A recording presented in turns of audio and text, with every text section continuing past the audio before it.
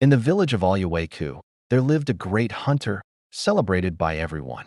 He was a master of his craft, venturing into the forest each day and returning with impressive catches.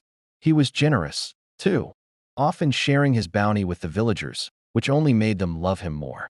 He was the pride of Alueku, a man who seemed to have a special connection with the wild. But one day, something changed. A strange new habit took hold of him.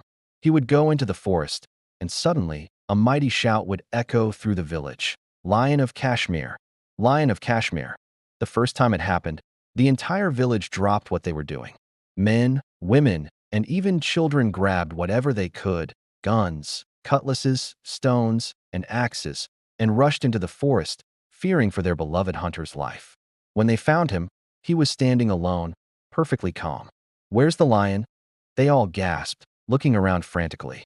The hunter just smiled and said, "Ah, it's gone." The villagers, relieved but a little puzzled, escorted him back home. A few days later, it happened again. Lion of Kashmir! Lion of Kashmir! The village, still loyal, raced into the woods once more, ready for a fierce battle. And once again, they found him standing there, unharmed. "Where is the lion?" they demanded. "It has gone," he replied nonchalantly. A murmur went through the crowd. What was going on with this man? This was the second time. The third time his cry rang out, the response was a little slower. Still, many villagers, driven by their deep affection for him, ran to his aid. But the scene was the same. No lion, just the hunter with his now familiar excuse. "It has gone." By this point, patience was wearing thin. People began to grumble. "This is the third time. He must be playing a trick on us." Many decided then and there that they wouldn't fall for it again. So, when the call came for the fourth time, only a handful of people bothered to go. And just as they suspected, it was another false alarm. Now, the entire village was convinced he was just joking, making a fool of them all.